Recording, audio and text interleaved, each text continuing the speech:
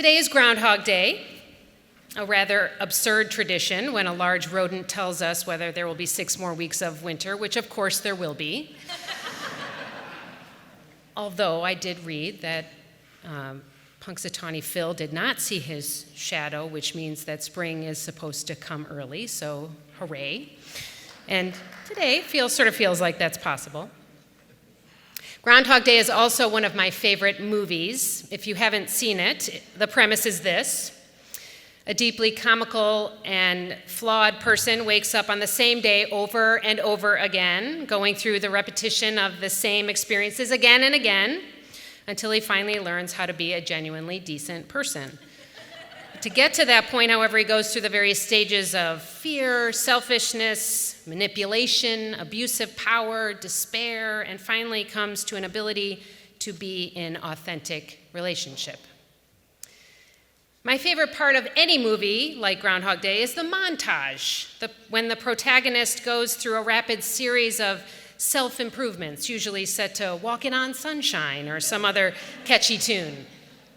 I love this part because I never tire of witnessing the story of human transformation, the triumph of the spirit, or the power of connection, however farcical.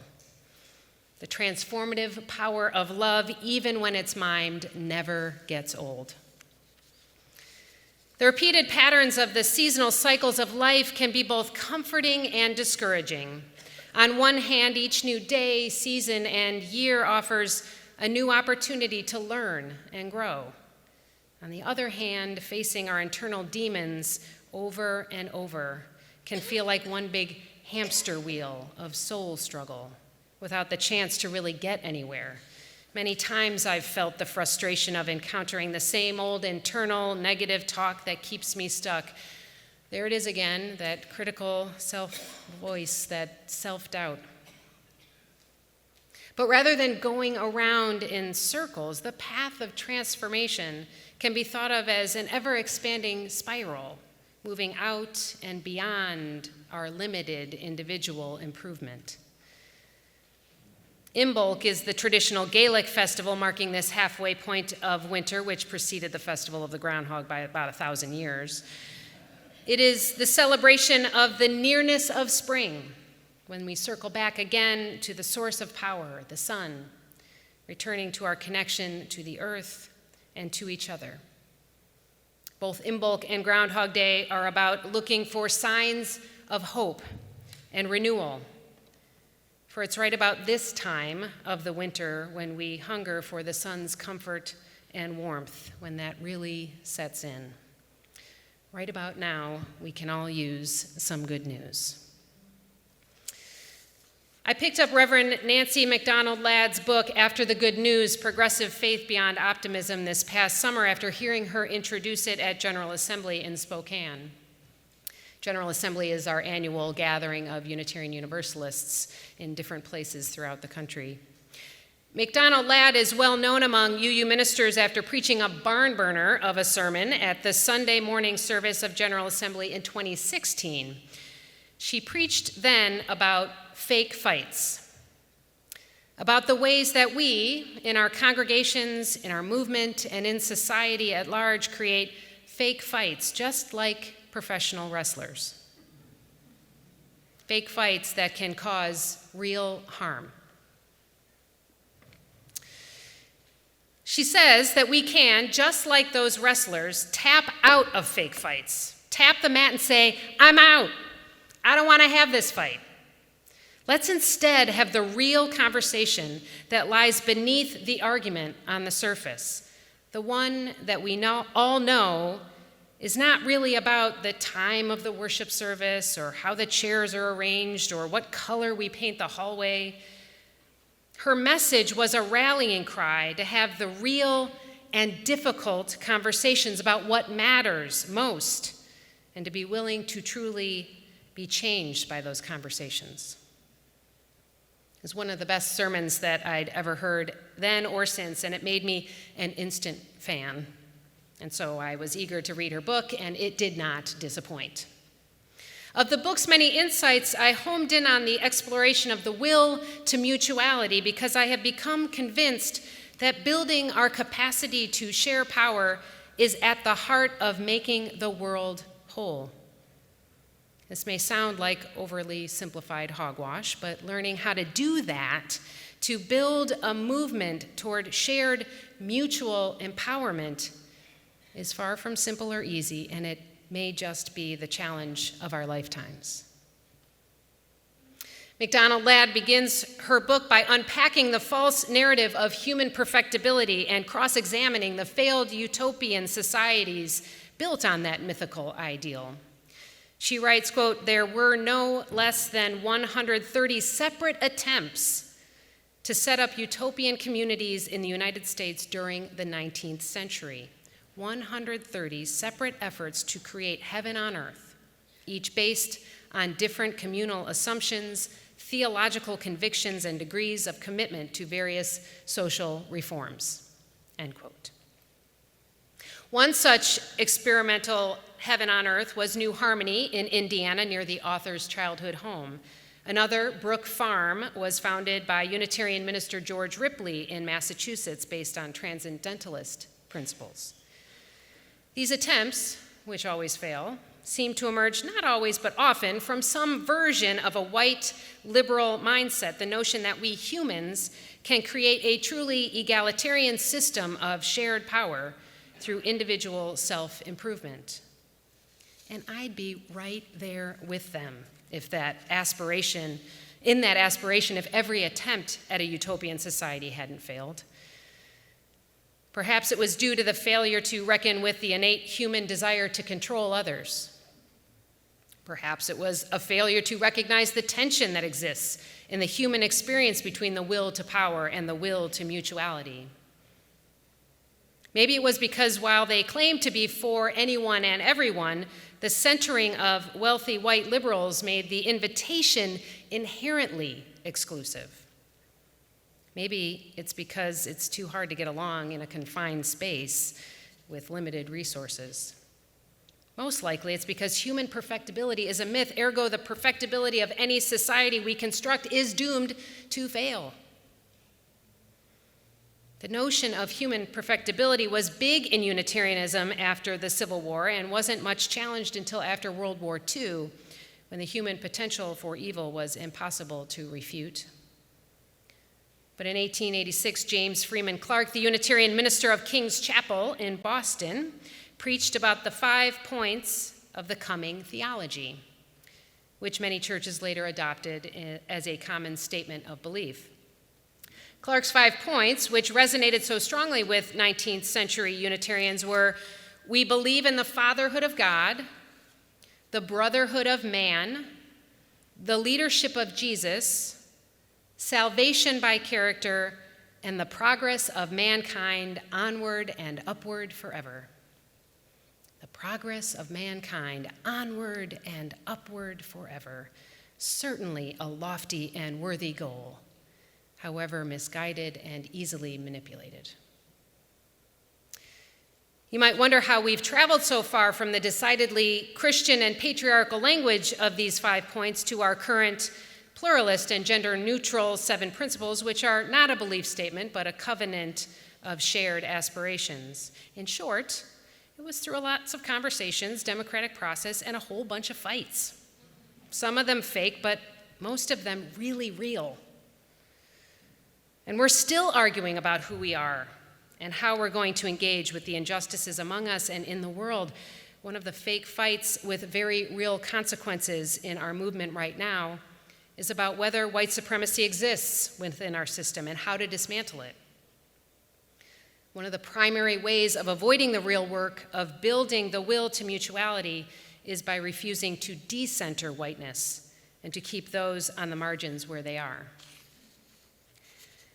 Anyway, when Clark offered this utopian vision of the progress of mankind onward and upward forever, it was a comforting message and a refreshing change for Unitarians shaking off the shackles of the Calvinist doctrine of original sin and predestination. I'd venture to guess that most of us here might take umbrage with the idea that we are doomed to hell or bound to incurable evil. But there's something equally unhelpful and essentially corruptible in the notion that we can eventually be perfect if we work hard enough, if we aspire long enough to be good. This striving for our own individual moral perfection is a setup.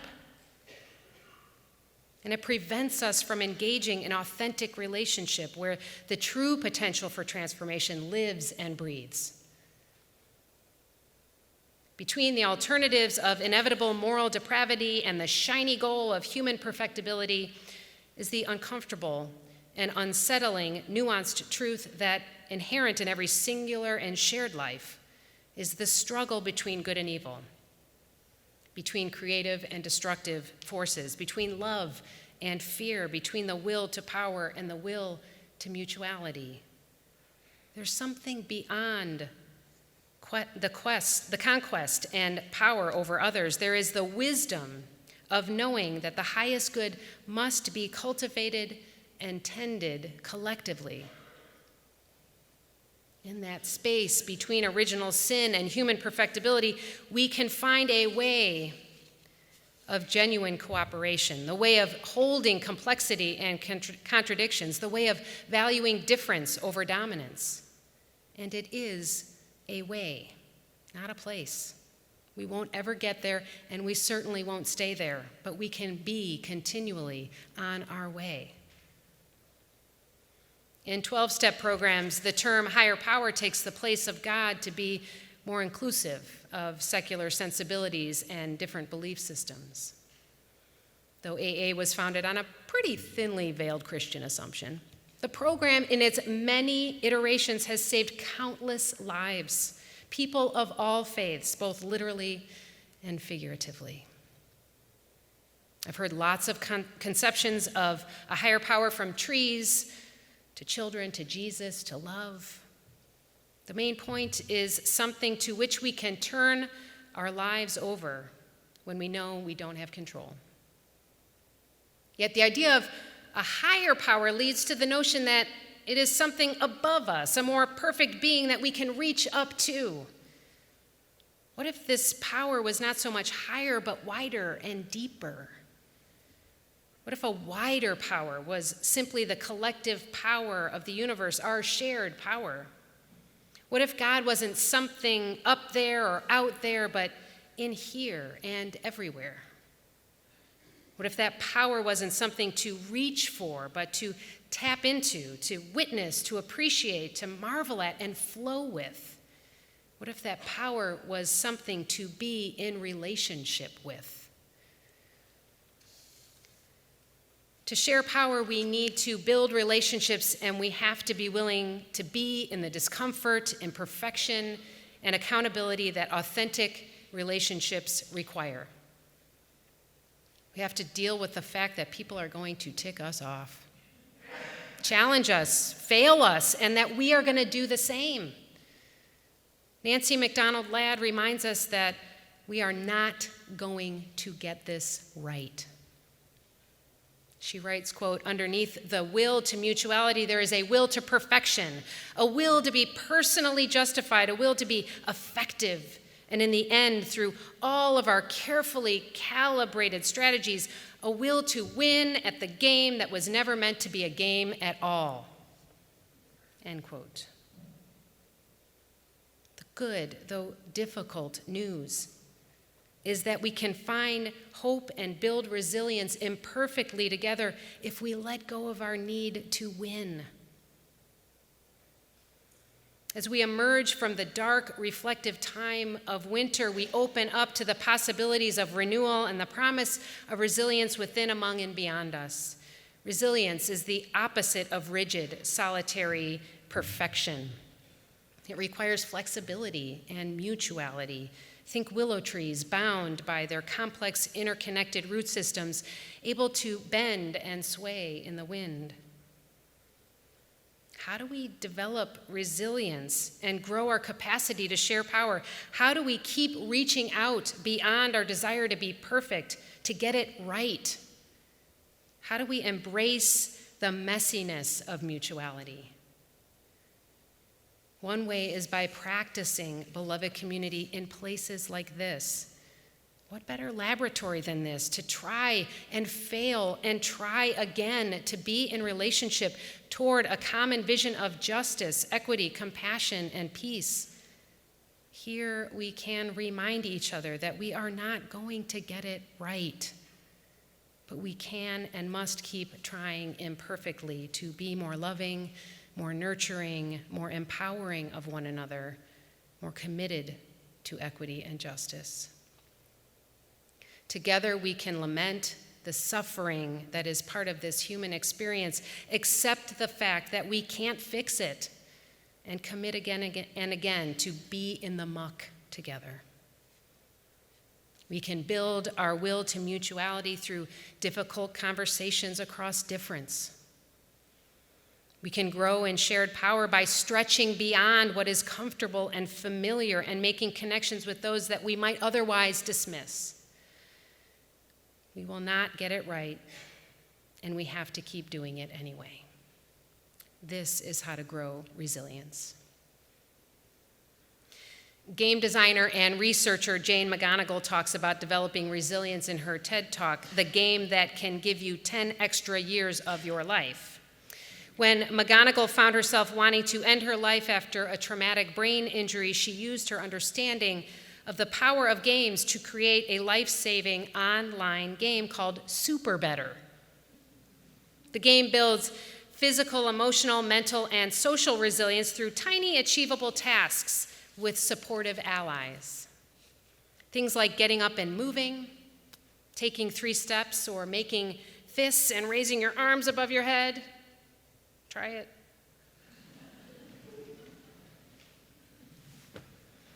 You can build resilience by filling your bucket with 3 positive feelings for every negative feeling, which means go ahead and look at those cute animal videos as much as you need to. Right? Or do a puzzle, or pet a dog, or laugh. Social resilience can be boosted with a handshake, or by sending a friendly text, or making eye contact for 6 seconds. Which feels longer than it actually is. Or saying thank you.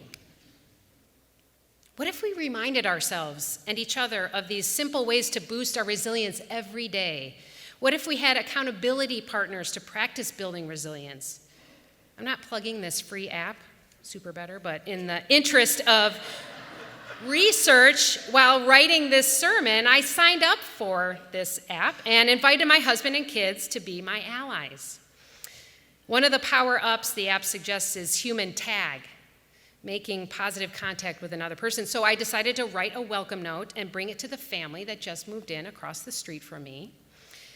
I also chugged a glass of water and stretched my arms up over my head and took my dogs for a walk. Apparently, I've added 7.5 minutes to my life. So. None of these actions will make me perfect, but they might add to my resilience, my ability to weather the challenging times and enjoy the beautiful times. To build resilience, to build a world more whole, we need to move in honest recognition of the higher, wider collective power that moves within, among, and beyond us. If we hold with awe and humility the power we possess and see and honor the power of others, we can grow peace in little moments. We can lament and ask forgiveness when we misuse power, and we can build coalitions of resistance when power is abused. Father Gregory Boyle, a Jesuit priest and founder of Homeboy Industries, a community ministry in Los Angeles providing hope, training, and support to former gang members, talks about kinship. He says, quote, "We've become focused on peace, justice, and equality when the truth is none of those things can happen unless there's some undergirding sense that we belong to each other, that we're connected, that we matter. But the good news is, if we focus on kinship, The byproduct of that effort is peace, justice, and equality. End quote. Kinship is mutuality. Kinship is shared power. Kinship is messy and painful and heartbreaking and full of failure. It's also the only hope we have, the only path of transformation, the only possibility for collective liberation, the only access to a higher, wider, deeper power of love. This is the good news. May we, in loving kinship, grow more mutually empowered and resilient. May it be so, and may we make it so.